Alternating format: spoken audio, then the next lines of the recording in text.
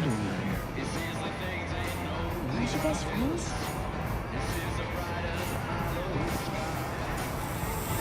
Oh my god.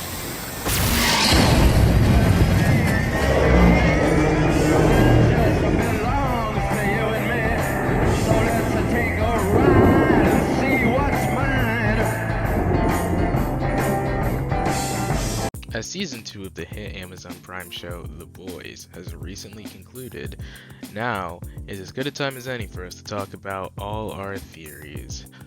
I think I might have come up with something that will change the way we all view this show forever. Without further ado, let's get into it.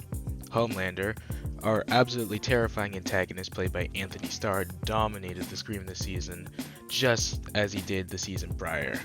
But Homelander is not your average one-dimensional villain. In fact, I would go as far as to say that he's not a villain at all, and more so just a misunderstood tragedy. Today, let's talk about why Homelander is actually a good guy. Now, I know, it sounds crazy, but hear me out. I promise it will all make sense, hopefully. But before we begin, obviously major spoilers for season 1 and 2 of The Boys. If you haven't watched the show yet, do yourself a favor and go watch it. I wouldn't want to be the one who ruins all this for you. You've been warned. Let's get into it.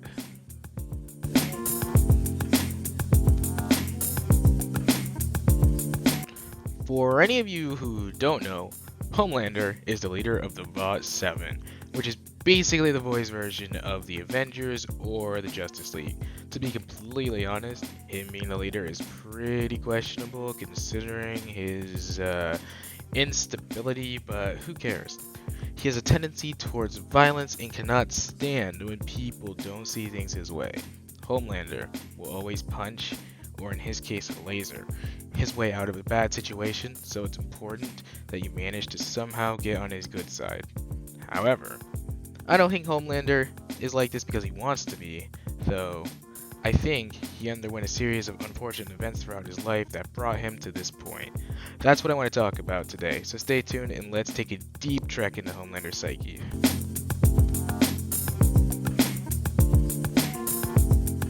Ever since Homelander could talk, Vought has been brainwashing him to be the perfect all-American soldier. As we all should know by now, brainwashing children from birth usually makes them relatively unstable individuals. Usually, Homelander had it worse though. He didn't really have any form of parental guidance. Children are shaped by their parents, and Homelander were some Vought scientists who were running tests on him day in and day out. He was never nurtured in the way a child should be. In a way, it actually justifies all of his actions in my opinion. Let's not mince words here. Justification and saying what somebody's doing is a good thing to do or a right thing to do are two completely different things. Me saying he's justified is really just me saying that he has a legitimate reason to do what he does. Homelander is an interesting villain because I honestly don't think he's much of a villain at all. As I stated before, I think he's just misunderstood and could probably just do with some companionship. In a scene that takes place during Homelander's childhood, we watched a process of Vought's brainwashing and testing. There is a female tutor in the room, and she asks some questions. All the questions are about all-American family structure, and naturally, as a kid, he asks the age-old question, where do babies come from? Just kidding. He asks if he has a mom and a dad. Just see for yourselves how this plays out and why it's such an important scene when we're trying to talk about Homelander's alignment. This is a national holiday called Thanksgiving. On the fourth Thursday of every November, families feast and think about what they're thankful for. Which one's the daddy? Do I have a daddy? Of course you do. Dr. Vogelbaum, silly. So does that mean you're my mommy?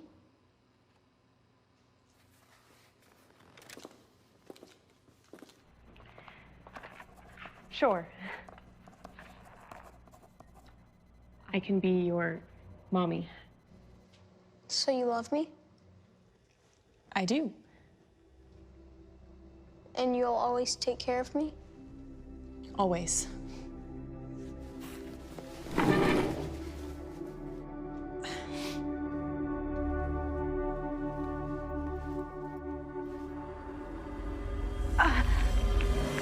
I can't breathe.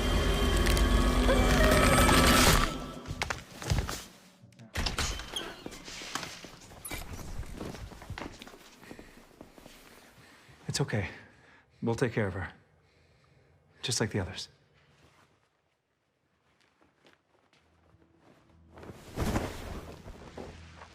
Today we had another incident.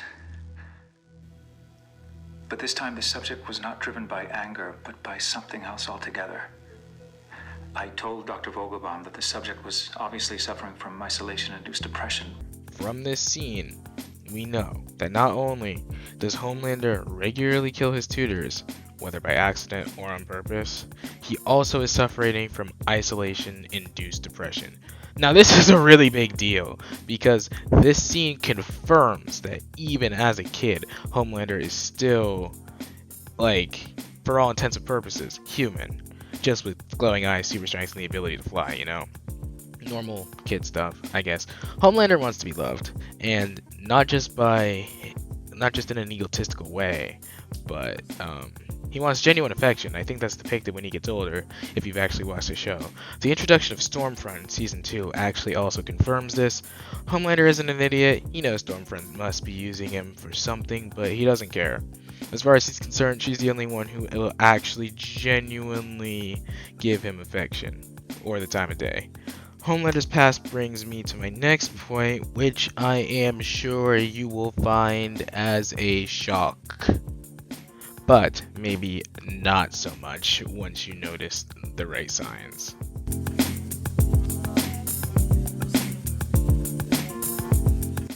Yes, our all-powerful God amongst men is actually just terrified of people. It makes a lot of sense actually when you think about it. Just because you're strong and powerful does not mean you are without fear. All of those feelings of isolation and suffering induced by Vought scientists when he was younger definitely stuck with him. They say you crave in a relationship what you couldn't get as a kid, and this is depicted pretty well with Homelander's obsession with Madeline Stillwell's breast milk throughout all of Season 1 and to an extent Season 2, if you know what I'm talking about. Poor little Homelander just wanted a mother figure. Anyways, Homelander always seemed to shoot first and ask questions later, even when there are people watching, which seems kinda strange because why wouldn't he want to show off his amazing endurance being the egomaniac he is? For proof of concept, I turn to the infamous airplane scene. There you go, just relax.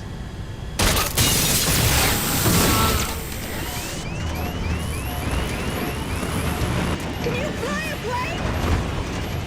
Well, wouldn't matter if I did. What do we do?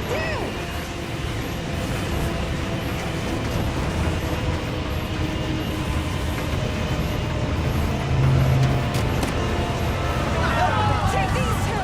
No. Just these two! No, please. what? So they can tell the world that we left the rest of them to fucking die? Come on! No, Maeve. No, you stay back. All of you, stay back. You stay the fuck back or I'll laser you, goddammit. I'll laser every fucking one of you. Stay back. Let's go. No, Maeve, no!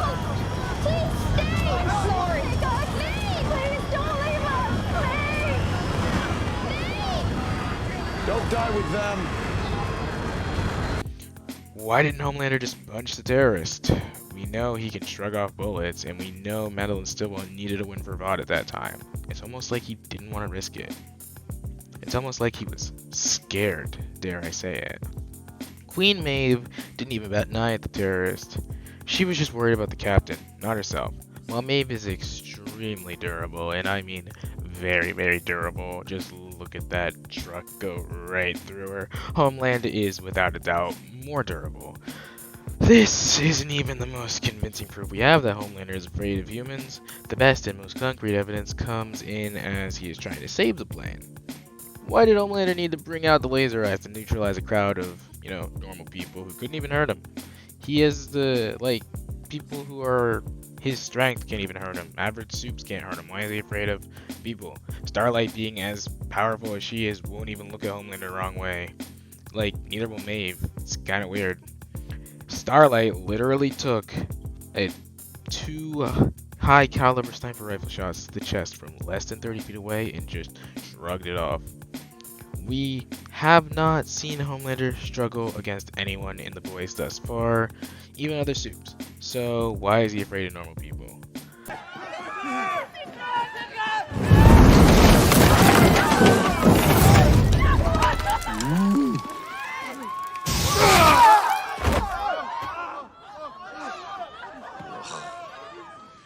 Terrific. Notice how he literally shrugs off supe terrorist with telekinetic powers, but some random normie terrorist with a gun triggers a defensive fight or flight reflex out of him. I haven't even mentioned that he threatens every single member of the Seven with the exception of Black Noir because they're chill or whatever, homies. Pretty sure it's because Black Noir is just, he's loyal to Vought, he's loyal to Vought, meeting common ground there. Homelander is also completely fine with Stormflood's plan to administer Compound V to the general population, so there can be even more supes. Why would he want that? Stormfront wants to create a new all-powerful race because she thinks the supes are the master race, but it turns out she was a pretty big Hitler supporter, so that must be kinda awkward for Vox thoughts. But I still just can't imagine why someone as powerful as Homelander would risk having more people possibly match his power level. His superpowers are the only thing that make him special. You're a laboratory experiment, Rogers. Everything special about you came out of a bottle. And he knows that. Going along with Stormfront's plan is a really big gamble for him. Again, looping back to him feeling like he's okay to threaten the Vought 7, he's straight up okay willing to murder the Vought 7 more than he's okay with murdering the hierarchy of normies at Vought. When Vought says jump, Highlander says how high. It reminds me of how Darth Vader lists as the Grand Moff Tarkin in Star Wars, even though Vader could snap his neck before he could say you may fire when ready. All of this really makes me believe that due to Homelander's tragic past, he's simply afraid of normies, and to be frank, can we really follow him for that? When we see a supe in the boys, we see someone who Homelander knows he can control. When we see an average human, we see someone who Homelander for some reason has to listen to. However, what Homelander sees is a person who can inflict so much isolation and suffering onto him. We see in season 2 of The Boys that Homelander, the leader of the Seven, is hardly allowed to even pick his own teammates. It's blind spot, right? A differently abled member of the Seven. Brutal pull through the roof with millennials. Inclusion's a big priority to them right now. Amazing. And then I think we find an ethnic or female, or fingers crossed, an ethnic female to replace the Deep, and we're golden.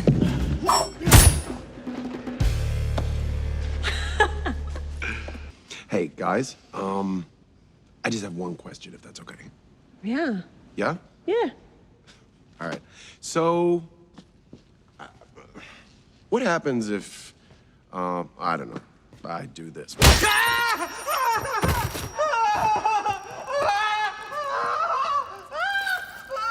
And now you're just another useless fucking blind guy. This must be some kind of a joke. Ashley. What made you think I would ever allow a cripple into the Seven? For fuck's sakes, Ashley, don't look at him, look at me. Ashley! Look at me.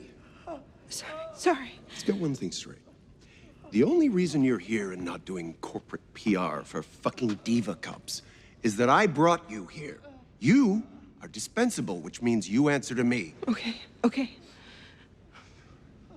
From now on, I will set my own agenda, I'll approve my own marketing, and write my own talking points. You will tell me everything that goes on the 99th floor, and I mean everything. Every call, email, group chat. If a fucking light bulb goes out, you will tell me. And Ashley, in no fucking way do you decide who goes in the Seven. I decide. Do we have an understanding? Yes.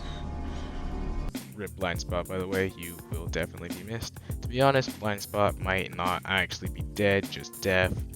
Anyways, this is also yet another example of Homelander feeling like he can dispatch his soup with ease, yet when a copious amount of humans are turning against him, he flips the heck out, completely and utterly. You don't speak for us!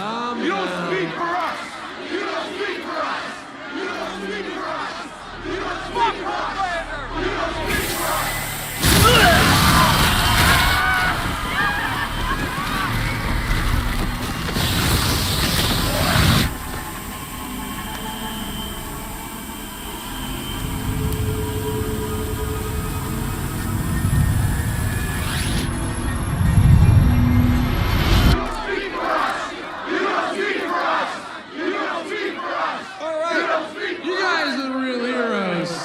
God bless you. Love you guys! The fact that we find out that this entire sequence was all in his head and in reality he just decides to fly away or run from his problems instead of confronting them shows he's terrified. Even just watching a video of the protest triggers him enough to freak him out later on. Rip Blind Spot again though. He would have been an interesting addition to the Vault 7. A Wesley Crusher, Pavel Chekhov type would have created an interesting dynamic within the show.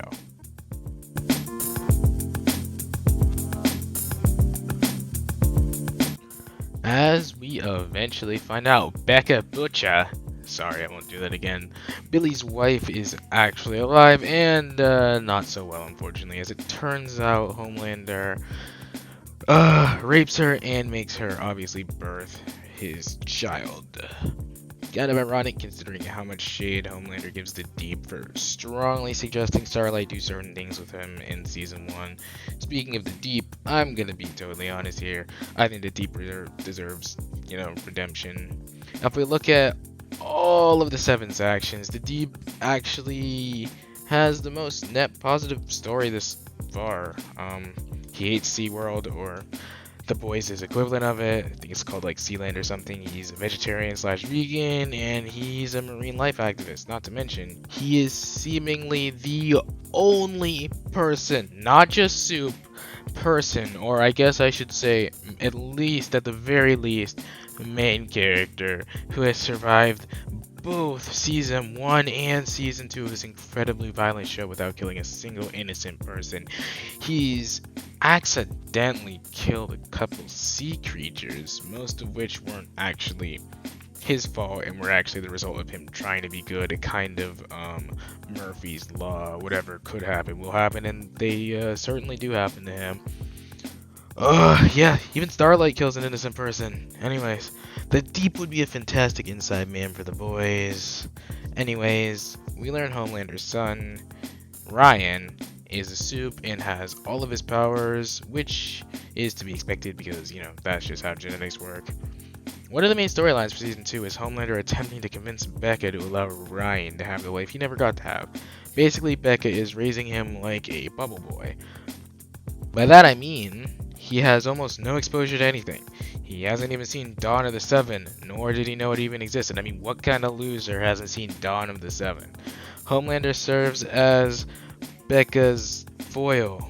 For example, once Ryan learns his dad is in a movie, basically he wants to see it, obviously. I mean, who wouldn't want to see a movie their dad is in? So, obviously he asks his mom, Becca. And, unfortunately, Becca says no. And that is just what keeps happening. Becca gives Homelander the perfect opportunity to turn Becca into the bad guy in this confrontation and every other confrontation of this matter. This dynamic is stretched out to the brim once Stormfront starts dating Homelander, and Homelander decides he wants them all to be one big happy family. But Homelander is afraid of humans. Stormfront despises them. Stormfront goes to great lengths to try and turn Ryan against Becca, and eventually it works. But that's not the point. Homelander treats Ryan like a baby bird and literally pushes him out of the nest. And by nest, I mean off the roof of him and Becca's house.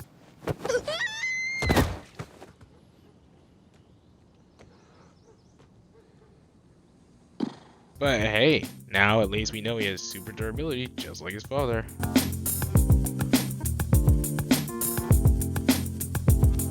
When all is said and done, Homelander still only intentionally kills bad guys, with a few possible exceptions from Season 1 and Season 2, including, unfortunately, Blind Spot and himself, kinda. I don't need you! That was a kind of weird scene to explain. It makes a lot of sense though, and is a really big psychological moment for him. Anyways, even if Homelander continues to threaten the rest of the Seven, they're still the bad guys too, right? Yeah, he melted Stillwell's brain, but she was pretty diabolical, so him being a good guy still holds up.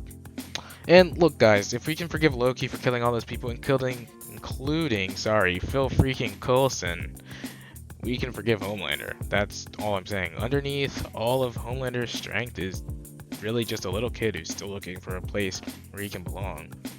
And until he finds that place, he's gonna continue to act in completely unstable and volatile ways towards the average human. It's just psychology, guys. He's not a villain. He's just damaged and misunderstood. He never had real parents to teach him lessons such as life is a valuable thing. We've all been so angry that we've punched something. The only difference is between him and the rest of us is when Homelander does it, an entire building falls down. However, even under all of this hate, he still tries to save people. Deep down, it was clear that he wants to be a hero. Looking back to the plane scene for just a moment, he says that he can't save the plane. Now, this may or may not be true. It depends if you want to believe him or not. But let's just say, for the sake of this argument, we do. We know being a bystander is just as bad as being the bully, but that really doesn't stop anyone from being a bystander. Most people are bystanders throughout their lives, whether they want to admit it or not. The last point I want to make about Homelander's redemption is that he did save someone from the plane. Don't die with them! Maybe the only person he actually could. He decided to save Queen Maeve. Him and Maeve are not on the best of terms. He threatens her constantly, just like he does to Starlight and the other members of the Seven, other than Black Noir, quite frequently. But in this instance, Homelander did what a hero would do. He saved someone, because sometimes you can't save everyone, but you can always save someone. To me, it's very clear that Homelander is just a depressed individual who needs some support from somebody who actually cares. It's been shown not even Homelander likes himself, judging by how he talks to Will himself, or Doppelganger rather. Do with that as you will, guys. I hope you enjoyed this little trek through Homelander's psychological induced issues. Share your opinion on how you feel about Homelander down below. Do you think Homelander deserves redemption? I know Anthony Starr doesn't. Do you think Homelander is evil? Let me know in the comments. If you got an opinion, I want to talk about it. As always, don't forget to like and subscribe.